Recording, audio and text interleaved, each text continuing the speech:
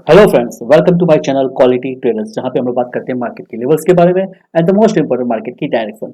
तो आज मार्केट ने कैसे काम किया और कल मार्केट कैसे काम करेगा, कौन से लेवल पे काम करेगा, चलिए देखते हैं।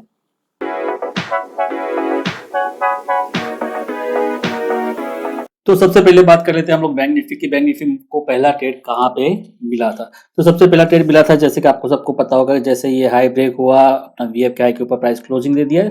तो यहाँ पे सिंपल ट्रेड था, यहाँ पे कुछ ज़्यादा लॉजिक नहीं था। जैसे ये हाई ब्रेक हुआ, आप यहाँ पे ट्रेड ले सकते थे। टारगेट अपना था 43,335 के आसपास में। प्राइस ने वहाँ पे दो बार ट्राई किया, पहली बार क्या सस्टेन करने की कोशिश की।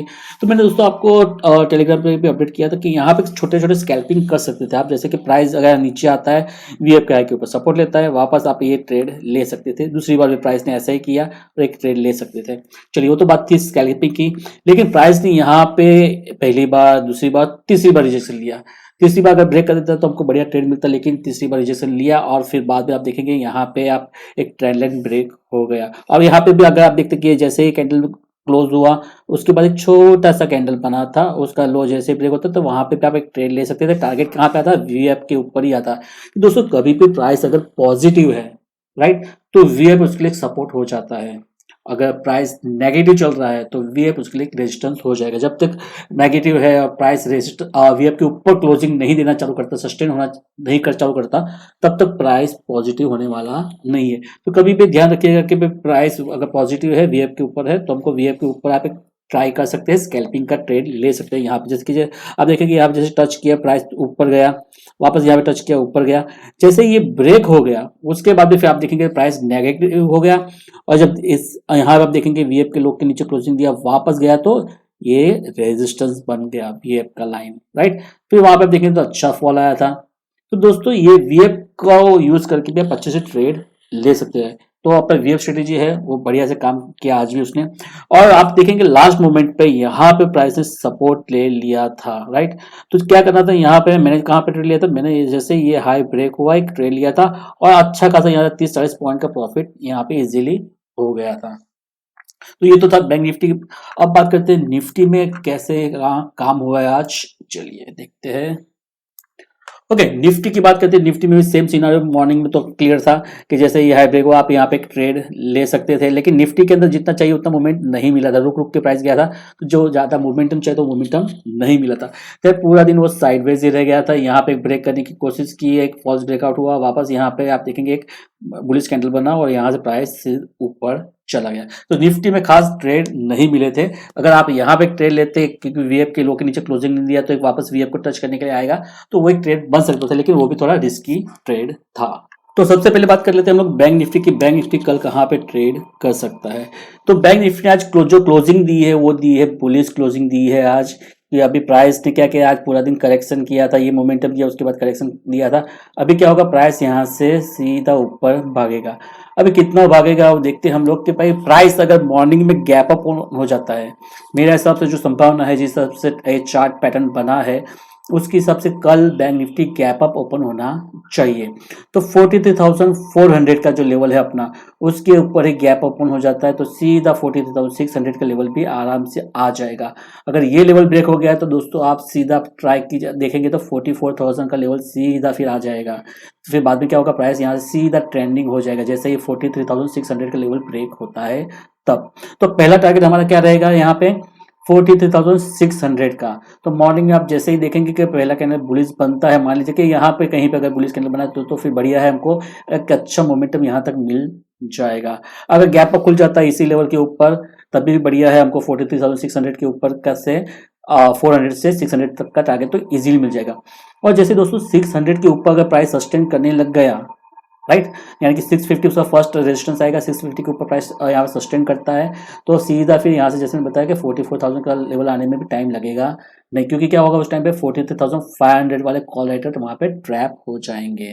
तो आपको ध्यान रखना है कौन से लेवल के ऊपर कॉल राइटर या तो पुट राइटर ट्रैप हो रहे हैं, तो वो थोड़ा ध्यान रखेंगे तो आपको जो बड़ा मोमेंटम है वो मिल सकता है। बाकी अदरवाइज क्या होगा, छोटे छोटे मोमेंटम तो मिलते रहेंगे, लेकिन उसमें जो पैसा बनना चाहिए वो पैसा नहीं बनेगा। चलिए, तो ये तो बात कर लिया हमने कि भाई बैंक निफ्टी गैप अप खुलना चाहिए कल के दिन में, राइट। अगर मान लीजिए गलती से गैप डाउन खुल जाता है, ओके, क्योंकि ऐसा भी हो सकता है कि भाई यूएस मार्केट के चलते गैप डाउन भी ओपन हो जाए।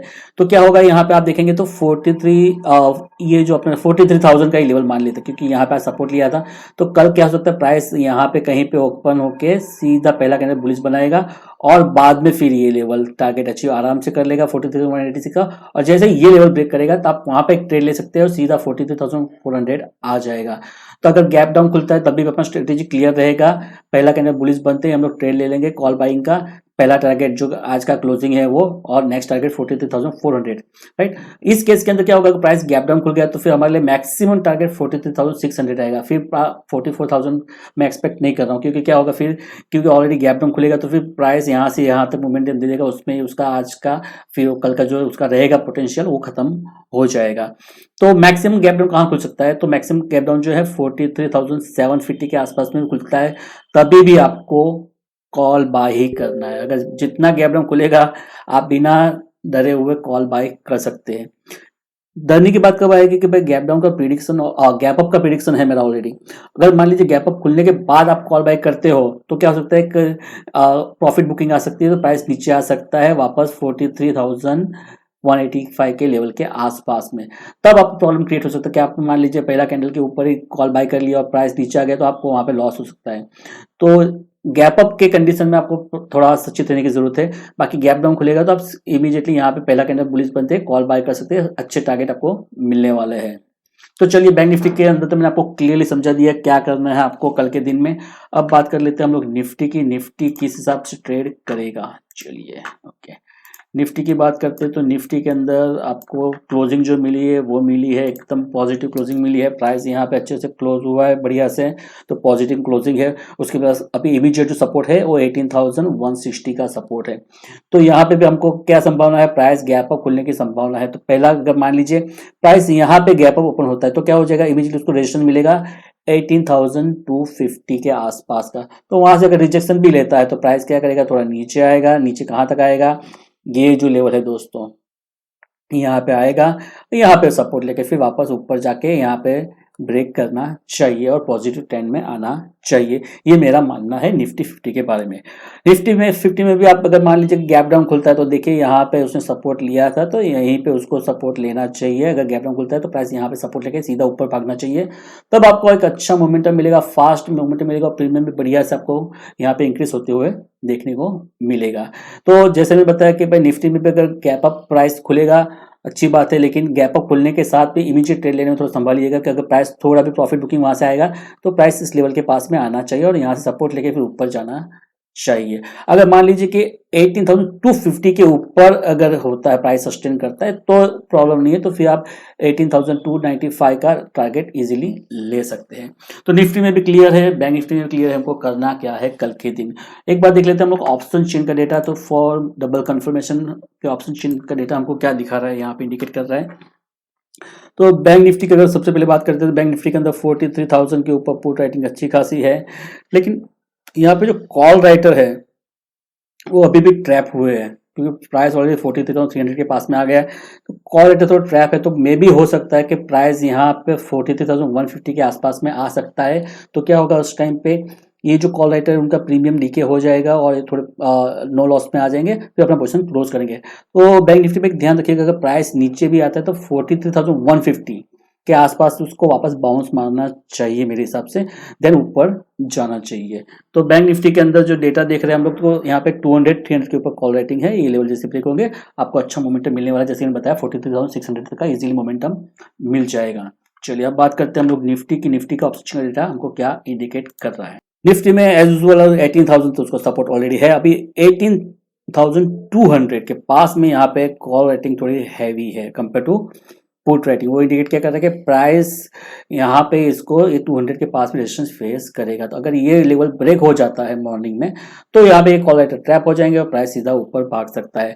तो मेन जो उसके लिए हर्डल है वो 18,200 का है, राइट। तो निफ्टी के अंदर इतना डेटा नहीं क्लियरली दिखा रहा है पॉजिटिव। पुट राइटिंग यहाँ पे है नो प्रॉब्लम, लेकिन 18,200 हमारे लिए मेन हर्डल है, तो वो ब्रेक होना चाहिए। तो दोस्तों ये था आज का एनालिसिस। अगर वीडियो अच्छा लगा तो वीडियो को लाइक करें, शेयर करें और चैनल को जरूर से सब्सक्राइब करें। Thank you very much and bye bye for now.